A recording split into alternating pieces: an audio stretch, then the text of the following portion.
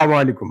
একবার কল্পনা করুন তো আপনার বাড়ির লোহার পাইপে প্রতিদিন চিনির পানি দেওয়া হচ্ছে। প্রথম দিন কিছুই হলো না। ১ মাস পর পাইপের ভিতরে আস্তরণ পড়তে শুরু করলো। ১ বছর পর পাইপ শক্ত হয়ে গেল, ভিতরে ময়লা জমলো। ৫ বছর পর পাইপ যেকোনো দিন হঠাৎ করে ফেটে যেতে পারে। ঠিক এটাই হচ্ছে আপনার শরীরের রক্তনালীতে। যদি বছরের পর বছর রক্তে চিনির মাত্রা বেশি থাকে। আর এই ক্ষতিগ্রস্ত রক্তনালী একদিন ডেকে আনে স্ট্রোক। বিভিন্ন গবেষণা বলছে যে ডায়াবেটিস রোগীদের স্ট্রোকের ঝুঁকি সাধারণ মানুষের তুলনায় প্রায় ৩ গুণ বেশি। আর দীর্ঘদিন রক্তে চিনির পরিমাণ বেশি থাকলে একবার স্ট্রোক করার পরে পুনরায় স্ট্রোকে আক্রান্ত হওয়ার ঝুঁকিও বেড়ে যায়। তো দর্শক, আমি আছি আপনাদের সাথে ডক্টর আব্দুল কাইয়ুম খান, ইন্টিগ্রেটিভ মেডিসিন ও আকুপাংচার স্পেশালিস্ট। তো আজকে আমরা জানবো যে রক্তের চিনি কিভাবে রক্তনালী ধ্বংস করে এবং ইন্টিগ্রেটিভ মেডিসিন তথা আকুপাংচার, আয়ুর্বেদা ও ফাংশনাল মেডিসিন দিয়ে কিভাবে এই ক্ষতি অনেকটাই থামানো যায়। তো দর্শক, কথা না বাড়িয়ে চলো শুরু করি। তো দর্শক, প্রথমে আমরা জানবো যে ডায়াবেটিস কি। ডায়াবেটিস হলো যে আমরা যা খাই, যেমন ভাত, রুটি, মিষ্টি, সব হজম হয়ে রক্তে গ্লুকোজ বা চিনিতে পরিণত হয়। এই গ্লুকোজকে কোষের ভিতরে ঢুকতে হয় শক্তি তৈরি করার জন্য। কিন্তু সেখানে দরকার হয় একটি চাবি। আর এই চাবির নাম হচ্ছে ইনসুলিন। তো ডায়াবেটিসের ক্ষেত্রে আসলে ২ টি সমস্যা হয়। যেমন হচ্ছে যে টাইপ 1 ডায়াবেটিকসের ক্ষেত্রে যে শরীর ইনসুলিন তৈরি করতে পারে না। আর টাইপ 2 ডায়াবেটিসের যেটা হয় সেটা হলো যে বডিতে ইনসুলিন তৈরি হয় কিন্তু ইনসুলিন ঠিকমতো কাজ করতে পারে না। মানে চাবি ঠিক আছে কিন্তু তালা খুলছে না। ফলে কি হয়? চিনি রক্তে জমতেই থাকে।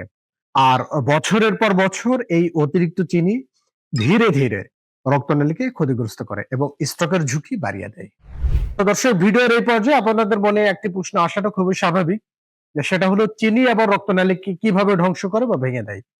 তো এই রক্তনালী ভেঙে দেওয়া বা ধ্বংস করার মূলত কয়েকটি ধাপ রয়েছে। যে প্রথম ধাপ হলো যে রক্তনালীর ভিতরে যে আস্তরণ রয়েছে সেটি নষ্ট হয়। তো এটি কিভাবে হয়? যে রক্তে উচ্চ শর্করা রক্তনালীর ভিতরে প্রদাহ তৈরি করে, অক্সিডেটিভ স্ট্রেস বাড়ায়। ফলে রক্তনালীর যে নরম ভিতরের যে আস্তরণ রয়েছে সে আস্তরণটি ক্ষতিগ্রস্ত হয়। সহজ ভাষায় বললে যে রক্তনালীর ভিতরে ছোট, ছোট ক্ষত তৈরি হয়। আর ২য় ধাপে যেটি হয় সেটি হলো যে চর্বি জমতে শুরু করে। যখন রক্তনালী ক্ষতিগ্রস্ত হয় তখন সেখানে চর্বি জমতে শুরু করে ধীরে, ধীরে, এবং একটি প্লাক তৈরি হয়। আর এতে রক্তনালী আরো বেশি সরু হয়ে যায়। তো এই পর্যায়ে এসে আপনি ভেবে নিতে পারেন যে পানির পাইপে ময়লা জমেছে, পাইপ সরু হয়ে গিয়েছে। ঠিক এভাবেই মূলত আসলে আমাদের রক্তনালীর মধ্যেও ঘটে। তো ৩য় ধাপে যেটি হয় সেটা হলো যে ছোট, ছোট রক্তনালী যেগুলো রয়েছে সেগুলো নষ্ট হয়। এগুলো কিভাবে নষ্ট হয়? যে রক্তে যখন উচ্চ শর্করা বা চিনি বেড়ে যায় তখন মস্তিষ্কের ক্ষুদ্র কিছু রক্তনালী রয়েছে সেই রক্তনালীগুলো ক্ষতিগ্রস্ত করে। এতে হতে পারে যে সাইলেন্ট স্ট্রোক, যেটা আপনি বুঝতে পারবেন না। কিন্তু ধীরে, ধীরে স্মৃতিশক্তি কমতে পারে, মনোযোগ কমে যেতে পারে, মস্তিষ্ক দুর্বল হয়ে যেতে পারে। আর ৪র্থ ধাপে যেটি হয় যে শেষ পর্যন্ত স্ট্রোক। এটা হয় আসলে মূলত যে রক্তনালীতে রক্তের যে ক্লট তৈরি হয় অথবা প্লাক ফেটে যায়। আর তখনই মস্তিষ্কে রক্ত চলাচল বন্ধ হয়ে স্ট্রোক হয়। অর্থাৎ সহজভাবে পুরো বিষয়টি যদি আমি বলি তাহলে যে রক্তে চিনি বেশি বেড়ে যাচ্ছে, রক্তনালী ক্ষতিগ্রস্ত হচ্ছে, এরপরে চর্বি জমছে, এরপরে নালীগুলো সরু হয়ে যাচ্ছে এবং নালী সরু হওয়ার পরে ক্লট তৈরি হচ্ছে। আর ক্লট যখন তৈরি হচ্ছে তখন ফাইনালি স্ট্রোক হচ্ছে। আর এটা আসলে একদিন হয় না, প্রতিদিন অল্প, অল্প করে নীরবে।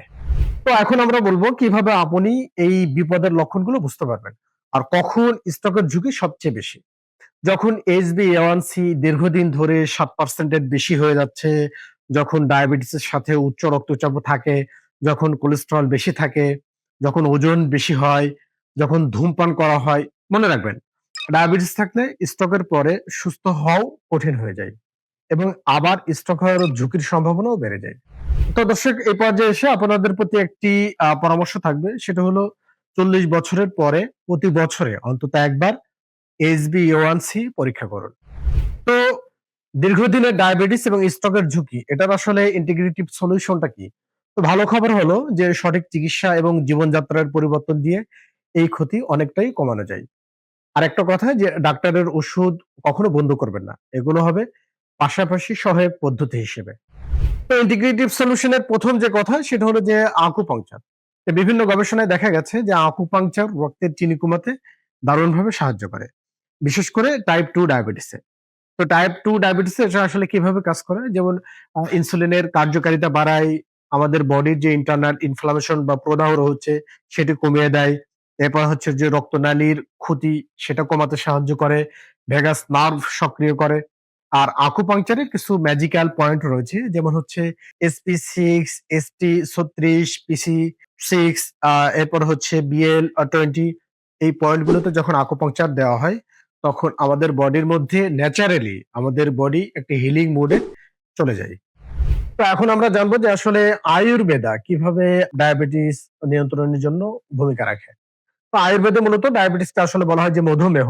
আয়ুর্বেদে ৩ টি পরিচিত ভেষজ রয়েছে যে ভেষজগুলো ডায়াবেটিকস কমাতে খুব ভূমিকা পালন করে। তো আয়ুর্বেদে উল্লেখিত ১ম যে ভেষজ সেটা হলো যে উস্তে বা করলা। এই উস্তে বা করলা এটি ইনসুলিন সেনসিটিভিটি বাড়াতে সাহায্য করে। আর এরপরে রয়েছে মেথি। মেথি হচ্ছে রক্তে চিনি ধীরে, ধীরে বাড়তে সাহায্য করে। তো আয়ুর্বেদের ৩য় নাম্বার যে ভেষজ সেটা হলো গুরমার। আর এই গুরমার হচ্ছে একটি সংস্কৃত শব্দ যার অর্থ হলো চিনি ধ্বংসকারী।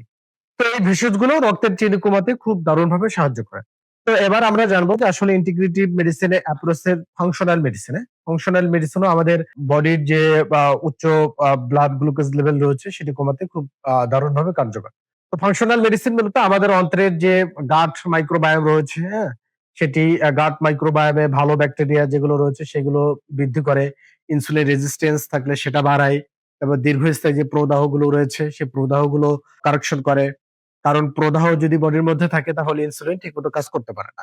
এরপর হচ্ছে যে ম্যাগনেসিয়াম এবং ক্রোমিয়ামের ঘাটতি, এই খনিজগুলো ইনসুলিনের যে কাজ অর্থাৎ ইনসুলিন আরো প্রপার ভাবে কাজ করার জন্য গুরুত্বপূর্ণ ভূমিকা পালন করে। তো ডায়াবেটিস কন্ট্রোলে আনার জন্য আসলে লাইফস্টাইলও খুব ব্যাপক ভূমিকা পালন করে। যেমন হচ্ছে যে সবুজ শাকসবজি বেশি পরিমাণে খাওয়া, হ্যাঁ? ডাল এবং সিম জাতীয় খাবার, সামুদ্রিক মাছ, পেঁয়াজ বা রসুন, গ্রিন টি, বাদাম, এগুলো বেশি, বেশি করে খাওয়া। আর কিছু খাবার আছে যে খাবারগুলো একদম বন্ধ করে দেওয়া। যেমন হচ্ছে কোমল পানীয়, অতিরিক্ত সাদা ভাত, ময়দা, ফাস্ট ফুড, প্যাকেটজাত মিষ্টি। আর প্রতিদিনের এমন ৩ টি অভ্যাস রয়েছে যে ৩ টি অভ্যাস আপনাকে মেনে চলতে হবে। যেমন খাবারের পরে ১০ মিনিট হাঁটুন এবং ৭ থেকে ৮ ঘন্টা ঘুমান। প্রতি মাসে অন্তত একবার করে হলেও HbA1c পরীক্ষা করুন। তো দর্শক আজকের ভিডিওর সবথেকে বড় বার্তা হলো যে ডায়াবেটিস শুধু চিনির সমস্যা না, এটা রক্তনালীর সমস্যা, এটা মস্তিষ্কের সমস্যা। কিন্তু সুখবর হলো সঠিক খাবার, ইন্টিগ্রেটিভ অ্যাপ্রোচ যেমন আকুপাংচার, আয়ুর্বেদা এবং ফাংশনাল মেডিসিন এবং সচেতন জীবনযাত্রা দিয়ে এই ক্ষতি অনেকটাই ঠেকানো সম্ভব। তো আজকের থেকে একটি কাজ আপনি শুরু করতে পারেন। সেটা হলো যে যদি আপনার ডায়াবেটিকস থাকে কিন্তু HbA1c পরীক্ষা করেননি, তাহলে আজকেই HbA1c এটা একটা পরীক্ষা করুন। কারণ আপনার মস্তিষ্ক প্রতিদিন অপেক্ষা করতে পারে না। তো দর্শক আজকের মতো এখানেই বিদায় নিচ্ছি। পরবর্তী ভিডিওতে আবার কথা হবে। এ পর্যন্ত সবাই ভালো থাকুন, সুস্থ থাকুন। আল্লাহ হাফেজ।